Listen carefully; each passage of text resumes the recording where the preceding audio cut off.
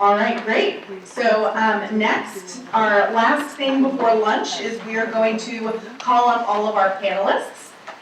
Derik is going to be moderating the panel. So if all of the panelists, Eric Moore, David Henning, Alan Uhler, Matt Milliron, Eric Lundy, Glenn Barnes, and John Bickhart, if you could all make your way up to the front. And Eric will do some introductions of you as well. And we'll get started in just a second. Okay, as Sarah had said, this portion of the summit here, we pulled some folks together that represent different parts of the industry, whether it be engineering services, director of the Water Authority, local county planning commission. I wanted to kind of get a broad sense, some feedback from each of these individuals and their experience with regionalization. So we have some questions for them, but before we do that, we can just kind of go down the line and introduce yourselves, your name, background, maybe your experience with the regionalization process and whatever that looks like for you. So we can start with you, Eric. Hi, I'm Eric Lundy. I'm a registered engineer with Nittany Engineering, a division of Century Engineering. I've been in the engineering business in the municipal side of things since 1998. I'll say I cut my teeth. It's my bread and butter is small rural communities, small water systems. I did a lot of work in the Penn Valley area. My experience with regionalization is I don't have a lot of experience in the larger regionalization, but I'll say looking at regionalization and preparing the smaller water systems and educating them on the benefits of it. And also, when I say preparing them, maybe doing some infrastructure work, interconnects, possible future interconnects, feasibility studies. What else? I've seen a lot of small water systems that need help, a lot of help, and we've talked about all the reasons why, and regionalization is, I think, obviously a benefit to them, and one of the things I think we got to get straight in our heads is it's sharing of resources is a real benefit. Doesn't have to be all under one umbrella, but just sharing the combined knowledge of all the small systems in a certain geographic area, because that makes sense, can really go a long ways. Just with simple stuff like the certification of chlorine meters. What's the sense of doing that separately when you can get most people in a room similar to this or smaller and save a lot of money? Everyone gets their chlorine meter certified and they know what they need to do. I'll leave it at that. I get off my soapbox. Thank you. My name is Dave Henning. I'm a PENNVEST project specialist, and I've been doing this job for the last 16 years. Just last week, I went back to see how many projects I've been involved with, and I was surprised to see that I've almost been involved with 800 projects that resulted in $2.7 billion worth of infrastructure funding. Many of the most memorable projects, quite honestly, in my mind, have always been the projects that involve regionalization.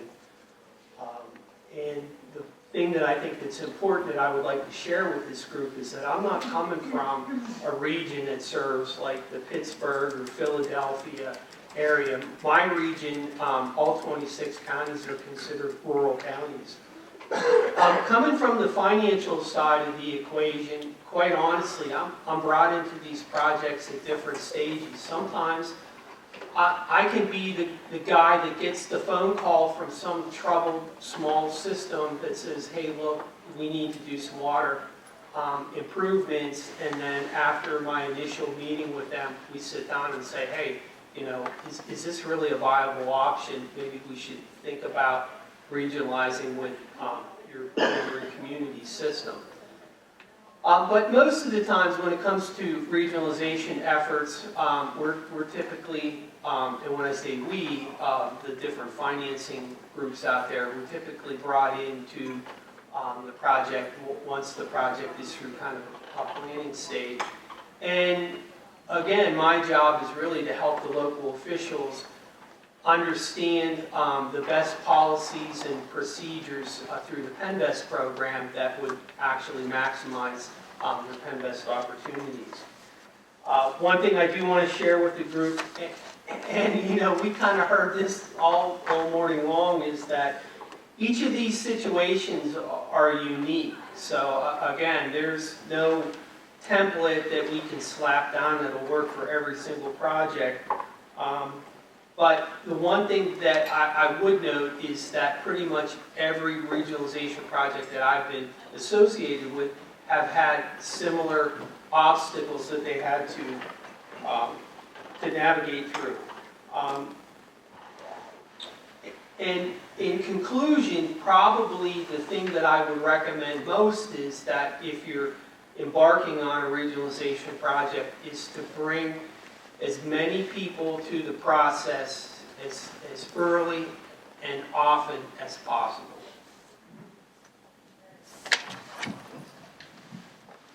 Morning, my name is Alan Uhler with Kerry, Uhler Associates. I'm the owner and manager of a engineering business that's been around about 50 years. I'm the second generation owner of it. One of our specialties is water and wastewater work. We've had a little bit of experience with regionalization projects through the years, a lot of smaller systems. Again, very similar to Mr. Lundy's experience here, we primarily specialize with these smaller rural water systems. Many of them don't know what they need, how to handle it, where to go with things, and that's our goal, is trying to educate them and move them forward. It's been a real challenge with many of these, and one of the systems that has been a headache as well as a pleasure through the years, and I have to be careful because one of my authority members is in the room here today. But a regional water system, or a water system regionalization project, where the area is very geographically confined. As you travel through, you wouldn't know it, but you're traveling through 4 different municipalities and 3 water systems. This project, regionalizing these water systems, has been in the works for about 30 years, and it's been an interesting ride along the way. You follow it back and look at some of the history. One of the earlier meetings was handled by my father. That meeting broke up with a statement involving the 2 words bridge and dynamite. Through the years, municipalities have been working together much better. They've been, in recent years, they've been working together great. It's wonderful to see how well they can work together. About 12 years ago, they interconnected all 3 of the systems. One of the interconnections was for emergency purposes only, and some of the statements in negotiating those tense agreements were, we're going to be reading these meters and we're going to bill you for every drop of water. To this day, I don't think a single bill has gone out. So while it's been an exercise of incrementalism on all parts there, they've come to realize how well they can work together, how beneficial it is, and it's fantastic people to work with. I think that goes for all of these smaller rural water systems. They just need a little bit of guidance. They need to see what can be done and realize that this isn't just turning their water system over. So that's a little bit of our experience and where we're going with it. Hi, I'm Eric Moore. I'm the former now Executive Director of the West Branch Regional Authority. We're a sewer authority that serves Muncie and Montgomery, which is just south and east of Williamsport City in Lycoming County. We're about a 2.4 million gallon per day plant, and we do about 1.2 million gallons per day, serving about 6,000 people. So I was a consulting engineer. I like to refer to myself as a recovering consultant. But it looks like I'm going back, so I'm going to relapse. So I was a consultant for Montgomery, which is a small town, about 40% below the poverty rate. And they had very little options when the Chesapeake Bay requirements came down.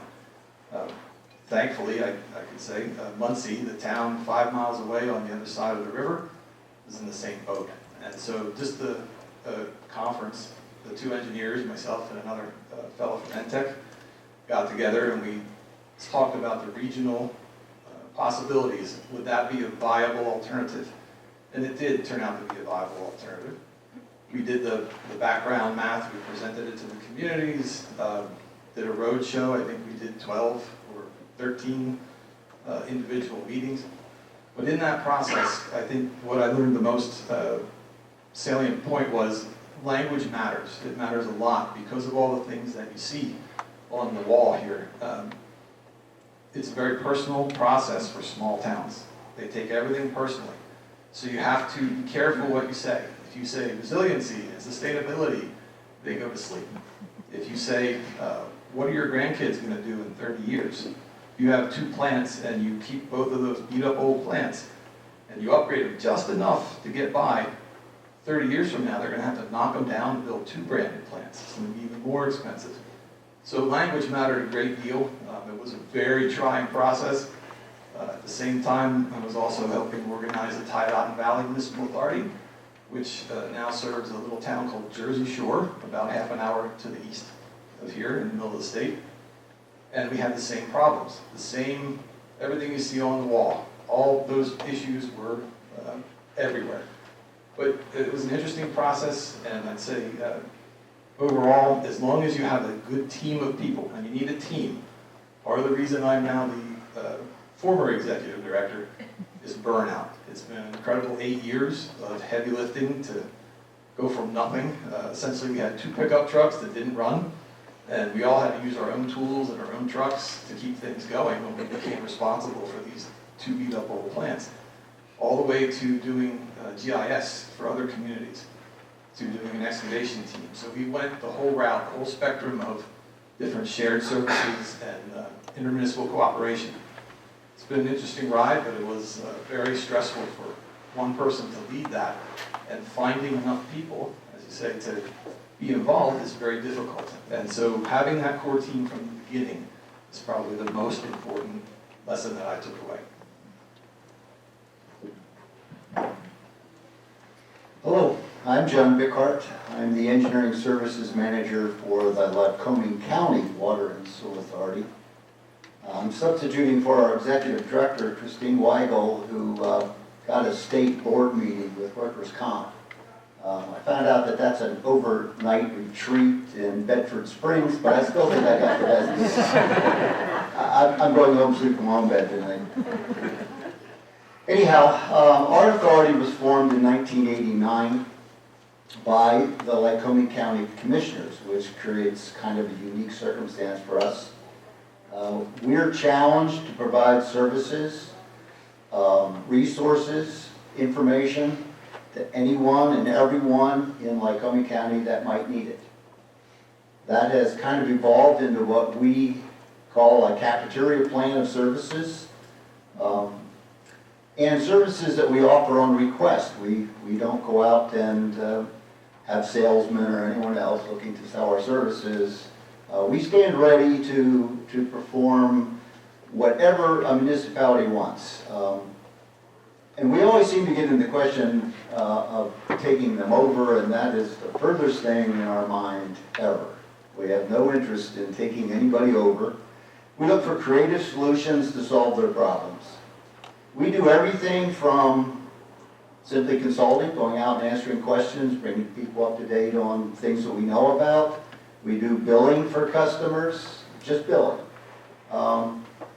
We do operation and maintenance of some systems. Some of those systems have verged from operation and maintenance into management, where they need advice on putting their budgets together, things like that. In some cases, these systems have been turned over to us, sometimes through action of the court, which is an interesting way to get them. But we were talking a little bit about what happens when you fail to maintain a system. Eventually, it'll go back to a township in Pennsylvania, and they oftentimes will look for somebody like us. We initially were formed to build a sanitary sewer system and a sewage treatment plant for the borough of Montoursville in Lycoming County, just outside of Williamsport. It always surprised me that in 1989 they were still on lot sewage systems, but this is true. And one of the first things we did was to create that system. That system expanded to service a growth corridor that exists between Montoursville and Muncie in our county. We go to Eric's territory and we go to the other side towards Williamsport. We're sort of in between.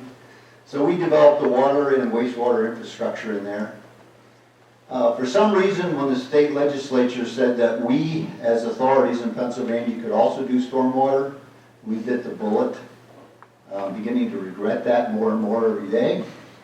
Those of you that have heard the acronyms MS4, Chesapeake Bay, you know what I'm talking about.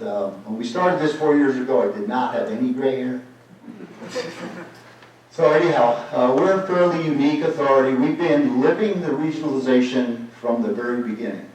And I'm happy to participate in groups like this to hear ideas, and I can tell you we've done a pretty good job. Since 1989, we've pretty much been living the best ideas that I've heard here today. So we've been living the regionalization.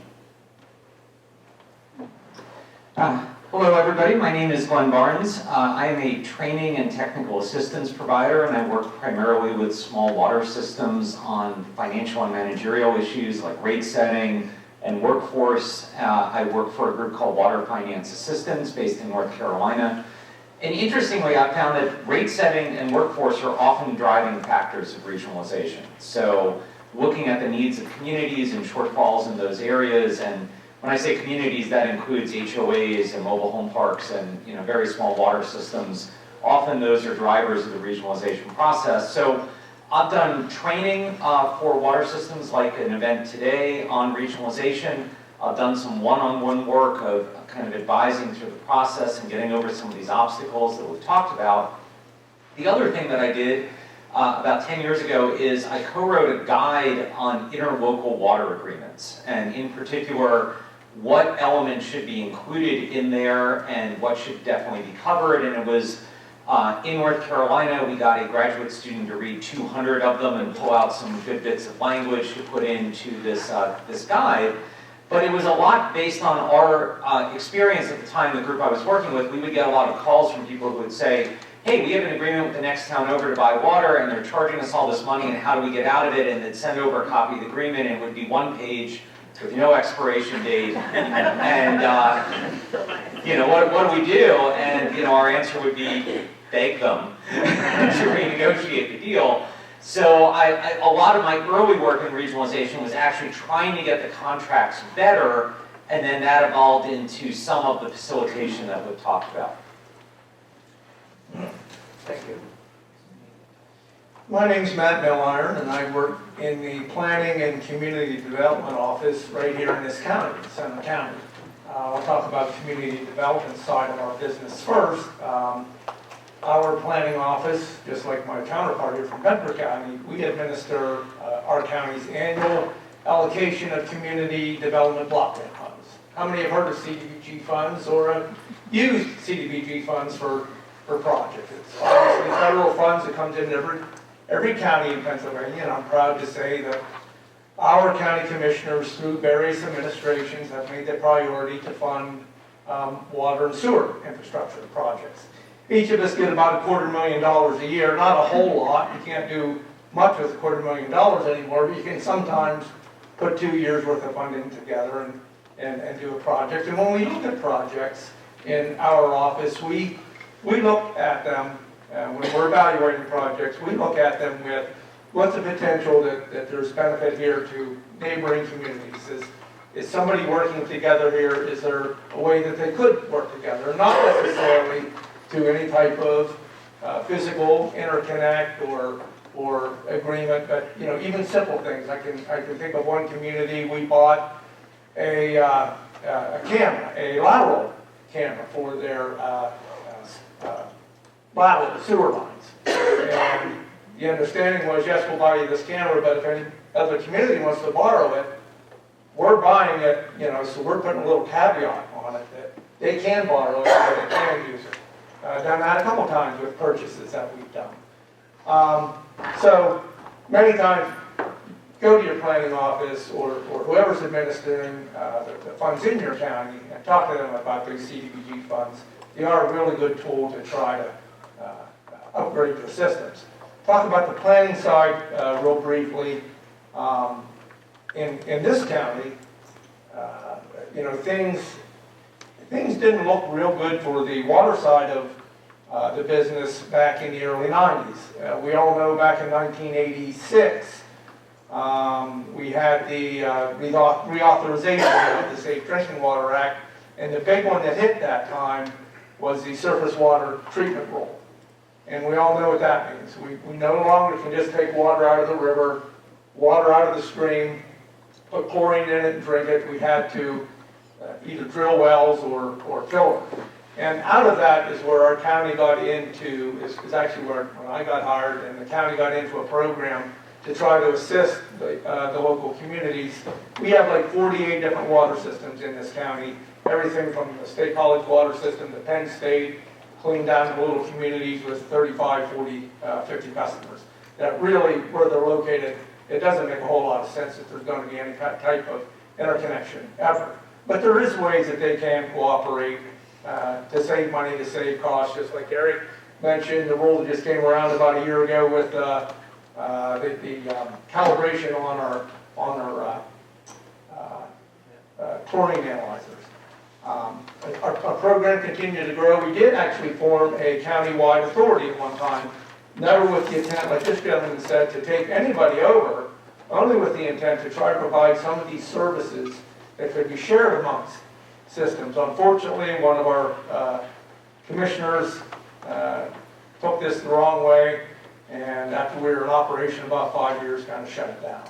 They were worried that the county was going to be assuming some of these small orphan systems, and it kind of went defunct. There was a board member, I think, here, one of the previous board members was in here earlier. So anyway, we also did some regional studies with some of our communities in some of the various regions of the county. I've been at this 25 years. Obviously, politics plays a big part in it, and I would like to close with that we need to have, and I'm going to talk to all of our political leaders across the state. We need to have leadership these days from the top down. Our elected officials have to support something that makes sense. It might not be popular, but if it makes sense, they need to put their weight behind it. They have to be willing to stand up to say to whatever community, this might not be what you want, but in the long run, this is probably the best thing for you. And that's what we need, and sometimes that's what we don't see. It's too easy to do what's popular and not what's right. You have to do what's right, and maybe it's not always popular. Thank you, Matt. So, as part of this, I prepared 7 or 8 questions. I had given them to the panelists maybe a week in advance, just so they can kind of prepare, gather their thoughts on their responses.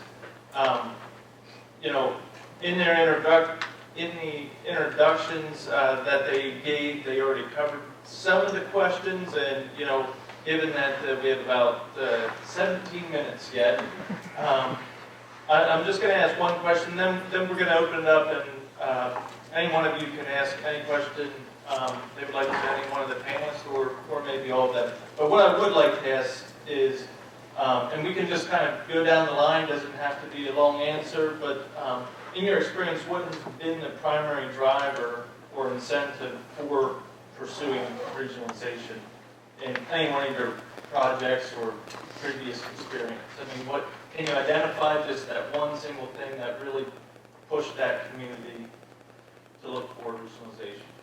The one I'm thinking of, Yeah.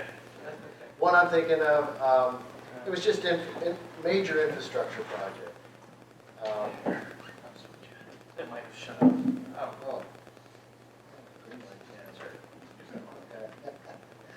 Major infrastructure project, that's what drove, and again, it wasn't a physical interconnection, but it was sharing of resources. A large water system next door, a small, technically, managerially, and financially insufficient system right next to it. Needed some major help on a major project to take a tank down, refurbish the tank and get it back online.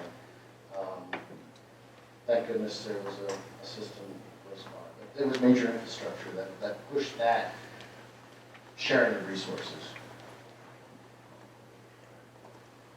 From my perspective, at PENNVEST, I think it really kind of boils down to a couple things. It's user rate stability, long-term system viability, and quite honestly, we've heard it several times today, just plain money.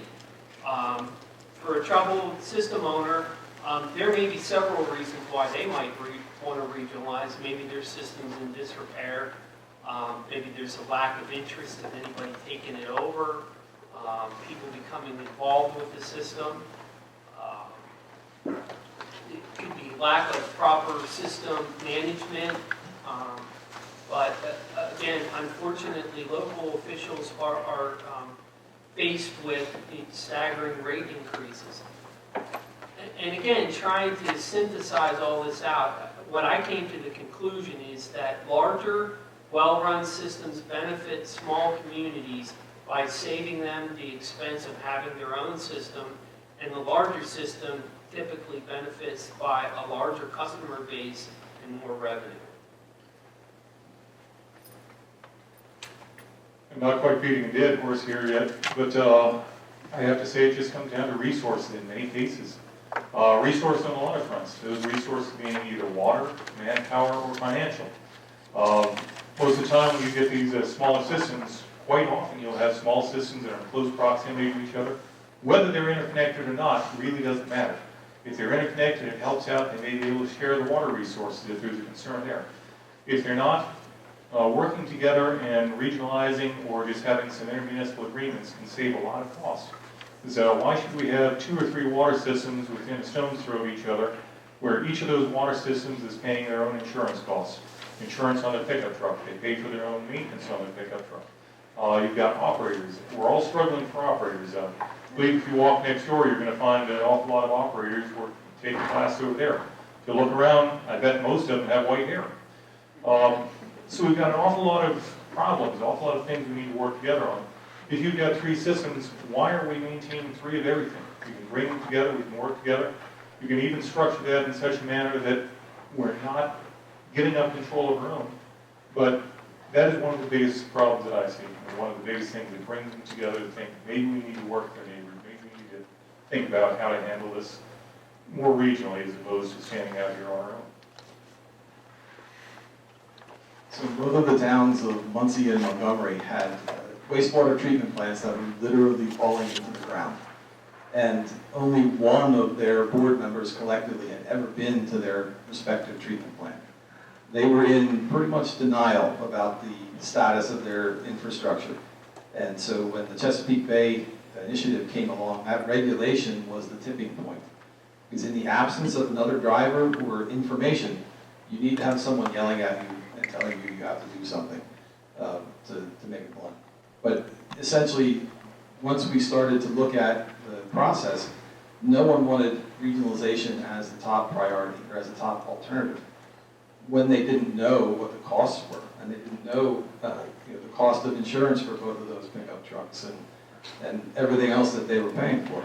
It took a huge effort to get that to come to light to where they could see it. And then I beat them about the head and shoulders with numbers for about 2 years.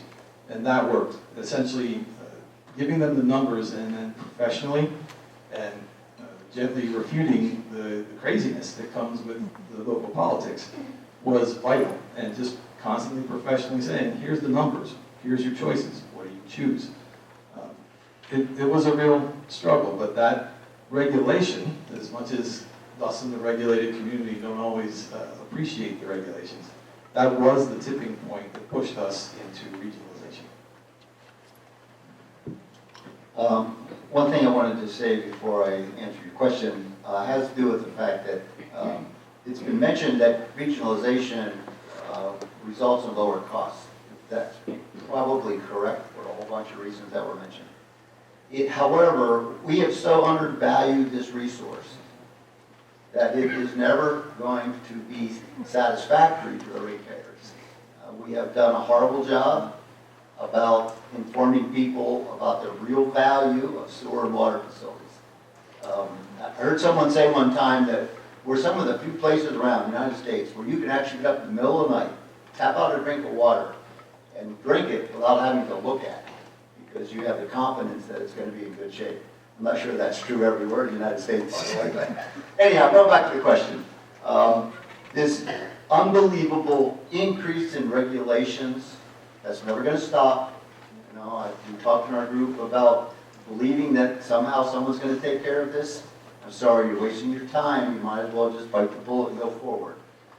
That regionalization is translated into authorities, township supervisors who don't have the wherewithal to understand it. They don't have the ability to figure out how to fund it. They don't know how to acquire people to run them. It all translates back from basically the regulation issue. Most of the systems we've gotten recently have been the result of people just throwing up their hands and saying, we can't deal with this anymore. They come to us because they know we can. All of what we maintain, say 15 different entities across Lycoming County, and they range, very few of them are right next to each other. So when we talk about regionalization, it's really more like shared services. But every one of those is independent financially of the other. We have an accounting system that would drive most accountants crazy. Every pencil that's spent or used in one municipality is accounted for in that municipality. So that if they come to us and want to see, and by the way, no one has ever asked, if they come to us and want to see this accountability, we have it in spades. So I would say that the increasing regulations is going to drive everybody eventually to go to people. It occurs to me, I hate to say this, we're getting to the point where we have no choice. Well, and I think that's a good lead into what I was going to say, because I think the experiences I've had with regionalization, they're driven by desperation. I don't know another word to use for it. And it's systems often only seem willing to consider regionalization when things get that bad and public health is in danger. And I think the problem is that when your system is that bad, it's literally falling apart. It doesn't have the right amount of money. That, you know, some of the issues that my fellow panelists have brought up, you are very unattractive to somebody else to take over. And so, you know, there has been some talk of essentially a state or a higher up entity leaning on somebody to say, we really need you, and we're not really asking to go take over the system. And that's where you get a lot of kind of a bad taste in your mouth, because now a well-managed system has to take over. Jesse and I were talking about this last night. A well-managed system has to take over a system that's not well-managed. That's eating into the finances of the well-managed system. And so, you know, I think unfortunately it's only an option that's considered when things are really in bad shape. And I think it's something that perhaps communities, you know, could be more proactive in considering whether they want to stay in the water business. There's not a whole lot to say.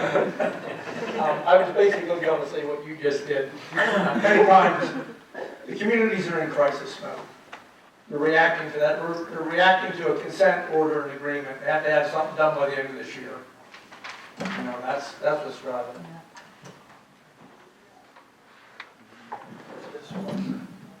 We're going to go ahead and we have roughly 10 minutes here.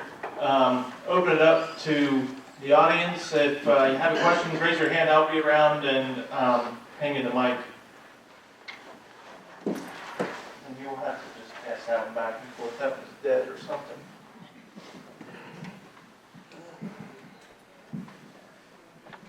John? Yeah, I have a question for Mr. Henning from PENNVEST. Why is it your policy to withhold money from townships on projects when the sewage enforcement officer doesn't have credit hours during that particular year? He has 3 years to maintain his credit hours. He's already been certified by DEP, but you're withholding money from the townships and won't resolve the issue until he has activated his another credit hour, which in most cases, credit hours can't be continue? If you get a credit hour, it's no good. Well, in our regulations, there's a specific regulations that addresses continuing education. Prior, we used to accept written continuing education plans that were just manually written. And I want to say probably about 10 years ago, we then adopted the DEP license procedure. Unfortunately, the DEP license process is based on a 5-year cyclical renewal system. Ours, we look at, DEP looks at theirs on a 3-year system. PENNVEST, we look at it 5 years. And in very few instances, we've had some issues where those two cycles didn't line up appropriately. But again, in those written plans back in 1988, whenever those regulations were originally drafted, it was specific in the PENNVEST regulations that there had to be some level of continuing education that was completed by the operator on an annual basis. And again, when DEP does that review for us, they pull that information up. And again, in 16 years, I've only ever had this happen twice, where DEP's come back and said, look, the operator of that system has not met that annual requirement that PENNVEST requires. That's the most double talk I've heard in a long time. First of all, DEP has registered the individual as being a certified operator. And then you come back and hold funds, and not only do you withhold funds, but you put a cloud upon the operator because he's servicing the community. He's up to date. He has his records intact, but you're refusing money to that township. Now, you say this is the rules and regulations. That's the problem with most of our rules and regulations. If we find a fault, we don't correct it. There should be something done, not just, well, we've done this for 10 years, we're going to continue doing it. Yeah, I think in those few instances that you're talking about, and I apologize. I don't care if it's one instance. If you put a guy in that kind of a light toward his employment, it's funny you haven't been sued. Yeah, I think in every instance where that has occurred with our program, we've taken actions to help that system get through that particular issue. In some cases, we've been able to suggest to them via through DEP to just have them go in and just do a real short half-hour course, and that has met that requirement. It's an unsatisfactory answer. It's crazy, but I'll leave it stand as such. I think one of the things that we haven't talked about necessarily today, or maybe I just haven't heard the buzzword, environmental justice. Rural communities, poor communities, declining population communities, I think we can all agree deserve clean, safe, and reliable drinking water as much as other communities. So what would any of the panelists say is the role of regulatory agencies or municipalities or counties for ensuring, absent a regulation, that municipalities must seek for clean, safe drinking water for their residents?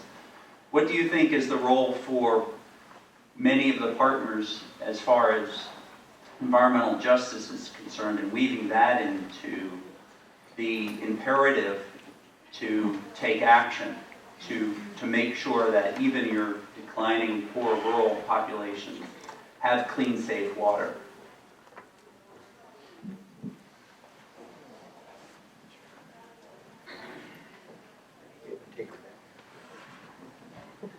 Okay, well, I'll take a stab at that. So I think part of the discussion around regionalization, I think, needs to center around the idea of public health. What can we do that is going to best promote public health? And I think that, some of the barriers that we've talked about to regionalization of sort of the civic rivalries and the local control, I heard something the other day in an interview, and it was a harsh statement, but it resonated with me, which is that, water systems are in the public health business, not in the rural community pride business. And, and I think that's a hard thing, especially with a group like RCAP that does such a great job of promoting rural communities, and I'm from a rural community. But at the end of the day, I think we've got to be able to prioritize the health of our population, not just today, but into the future. And if that involves being able to retain local control over the water system and do some of the shared services that we've talked about, that's great.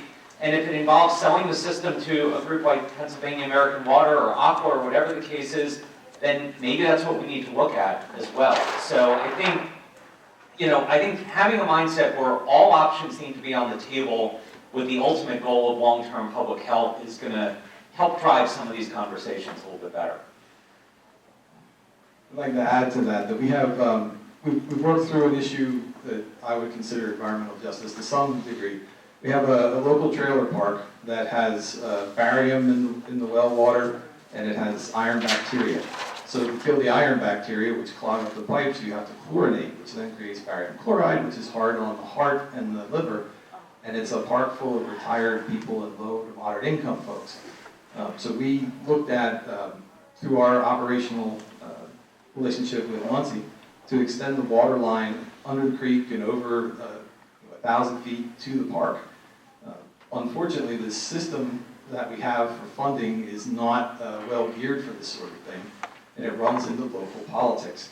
So the local township would not authorize a mandatory connection ordinance that says if the water line goes within 150 feet of your house, you have to connect. And so we were unable to get water to that trailer park because the funding agency process requires that you have that requirement for connection. Now, as a nod to PENNVEST, they were willing to talk about a different approach that might not require that, but still it makes it very difficult. And so that issue's been hanging around for as long as I've been there, which is 8 years plus. And it still is unresolved. And those folks now have a barium treatment system because the park owner essentially stepped up and did that. But it still creates the barium chloride, it's still an issue. But the funding and the local politics just don't let us do that sort of environmental justice work in many cases. Well, mine's kind of more of a comment or experience, but I don't know if anybody here is from Clearfield County. Okay. So I was, I guess, part of a homeowner coming into southern Clearfield County, and I guess is more of an example, I think, of how this system was part of a regionalization effort, and I don't believe it was because of a crisis situation. It was because of a situation where they had to get the sewer system set up. So it was the Muddy Run Regional Authority, and that consisted of, well, I was in Janesville, aka Smith Mill, so, and it was, I believe, Rainey, I'm trying to think of Madera. It was quite a few townships and municipalities that joined into that to become the Muddy Run Regional Authority and put the system into place. So it would be a less expensive system to hook up, to have all the hookups created and then have a less expensive ongoing system. So I know you guys were talking about that usually it's in a crisis situation, but for that situation it made the system less expensive for the municipalities and for the ongoing people that were connected to it.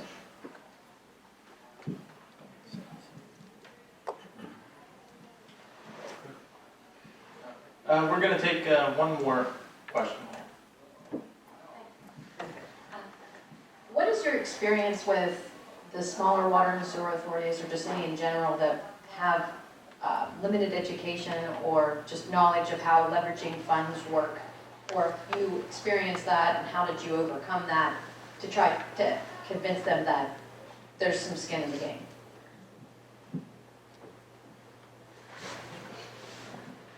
That was exactly our situation.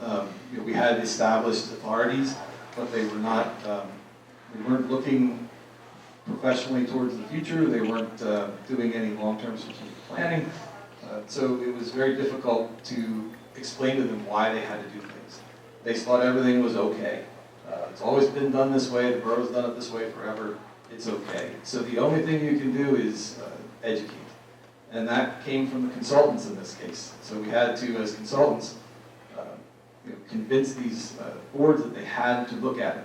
So Chesapeake Bay helped us with that. That forced the issue on the sewer side. Once we were operating the sewer system, about 6 months in after they handed us the keys, all the water operators retired. And so with 24 hours notice, we started operating the water system. But we also then started going to their meetings and talking to them about, hey, do you know how bad the water system is? And so we had about a 4.5-hour meeting with Muncie Water, and just to educate board members, who many of whom had been on the board for many years. And it's not a knock against them, they're good folks and they mean well for their community, but they just didn't have the information. So it really came down to taking an opportunity, seizing an opportunity to educate. My experience is very similar to that, in that many of the water systems that I work with are very small water systems. The authority or municipality members that are running the system, they may be anything from a truck driver to an attorney.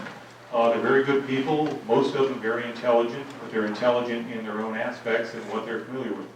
You put a water system in front of them, and they're going to pick up the glass and say, well, it tastes funny. And that's the extent of their knowledge.